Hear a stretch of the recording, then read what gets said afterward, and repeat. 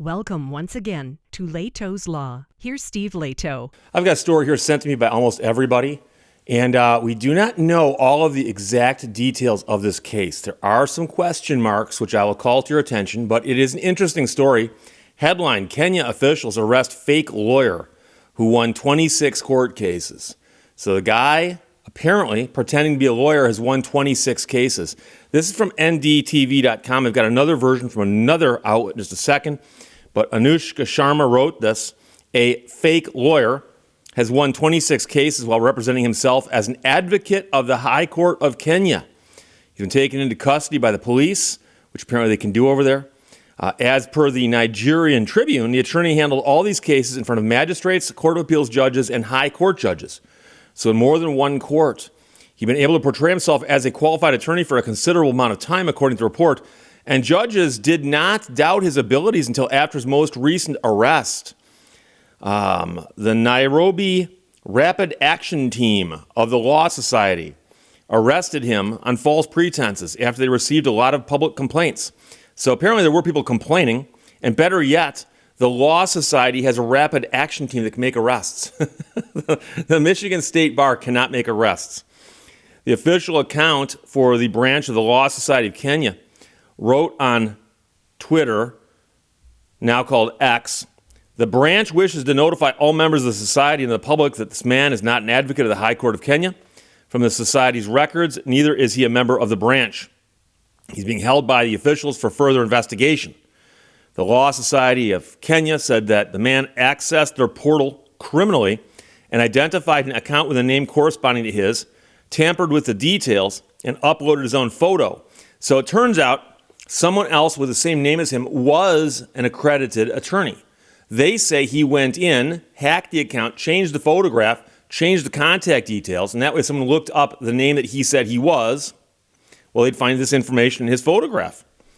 So after an emergency meeting, they analyzed that the man stole the identity after the legitimate lawyer reached out to the secretariat after realizing he could no longer log into the system. After informing the IT department in September of these difficulties, they promptly discovered that the man was unable to access his membership site since the information in the system did not belong to him.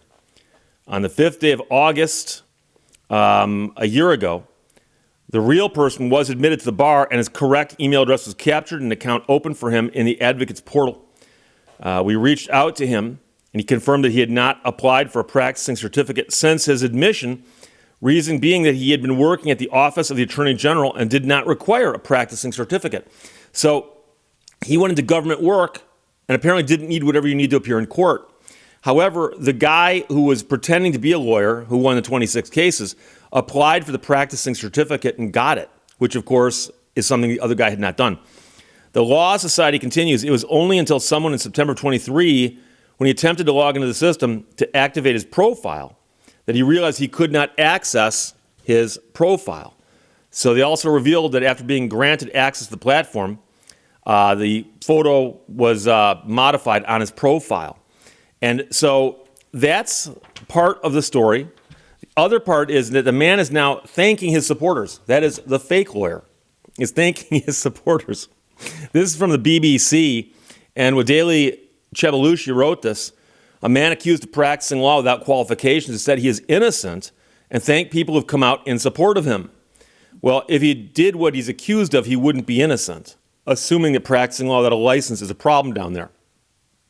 Legal officials in Kenya urged police to arrest a man practicing under the name Brian Mwenda.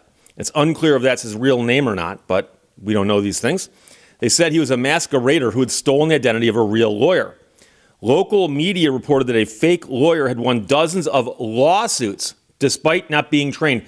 And that's the one question I had when I first saw the headline. Are they saying he's filing lawsuits and winning, or are they saying he's defending criminal defendants and winning? And we don't know, but here it says dozens of lawsuits. Case has captivated the country over the past few days, eliciting reactions from outrage to amusement. Despite condemnation by the Law Society and the country's Director of Public Prosecutions, the alleged imposter has garnered supporters. He's been praised by Kenya's Central Organization of Trade Unions as a brilliant young mind who has succeeded without traditional qualifications. He's also been backed by a controversial former governor who posted a video on social media which said the man standing next to him is, in fact, the accused fake lawyer. The man in the video, who appeared to be the person we're talking about, said, "I would like to convey my gratitude to the people that are supporting me and praying for me. In the fullness of time, I will be able to clear this misunderstanding. I'll also be able to provide my innocence and provide the actual context." He said he'd go to a police station and provide officers with a statement, hopefully on Monday or Tuesday. So one story says he has been arrested. One story says he might be arrested in the future. You might say, but Steve, these things might not, well, they're both dated the same day. So I'm not exactly sure if, in fact, he said he's going to go to the police station, but then he got arrested. These things are possible. You never know. Meanwhile, a politician who's faced allegations of drug trafficking and money laundering said those attacking the fake lawyer are nincompoops. Nincompoops, that's a legal term. He's never killed anyone. He's not a terrorist. Yeah, but those aren't the only two crimes, are there?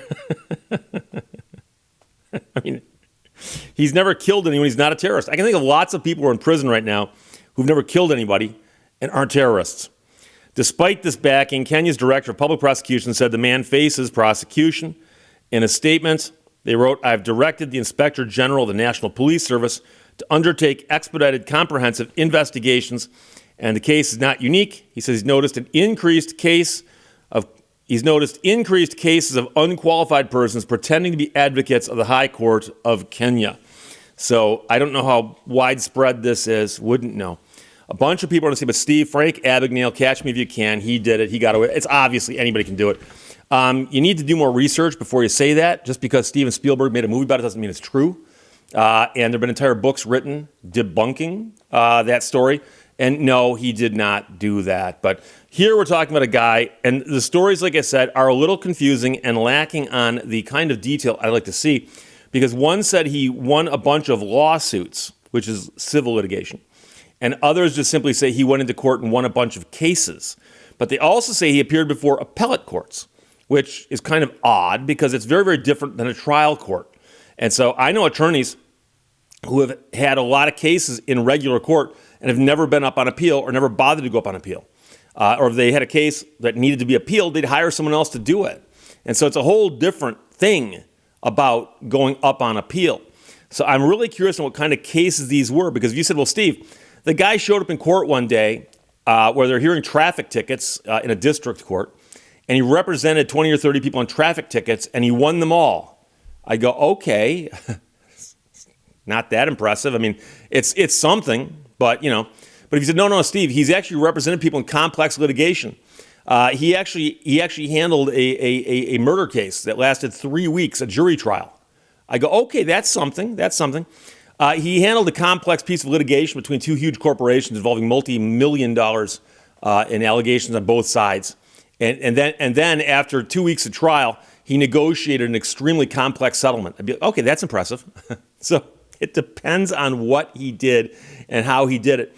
And so I'm not saying I'm for or against the guy. I have no idea how hard it is to become a lawyer in Kenya. I don't know. I know that in America, this happens occasionally. There was a fascinating case out of Detroit, and I've tried to find it, but unfortunately, I don't remember enough of the details. And I've gone through Google a few times and exhausted my abilities.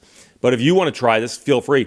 There was a young man who was brought into court as an interpreter because he spoke an unusual language as well as English.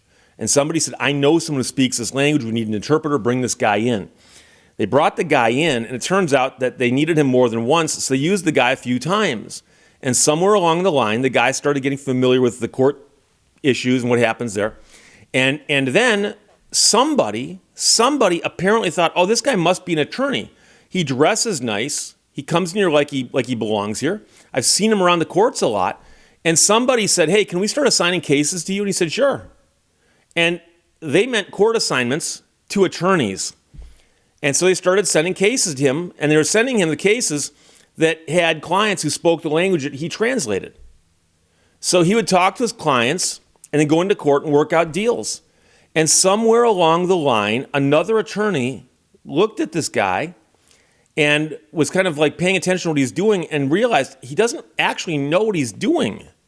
I mean, he looks good doing what he's doing, but to an actual attorney, it's not quite right. So somebody said, can you check that guy's credentials? And it's real easy to check because Michigan attorneys are licensed and we all carry little cards that show it. And they asked him, can we see your bar card or what's your license number? And he didn't have one, didn't have a bar card. And they said, oh, okay, well, you're not an attorney then, are you? No. And now I believe in his case, he said, I never claimed I was. They just said, can we start giving you cases? He said, sure.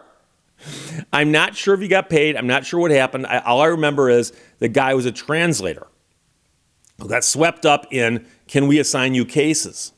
And he got away with it for a little while, but I don't think that's quite the same as somebody going in and hacking into the account of a legitimate attorney and then going into court and saying, yeah, that's me. I'm licensed to practice law because that's me. Look me up on the portal. And the guy had hacked into the portal. So there you go. And there goes my phone. Why not?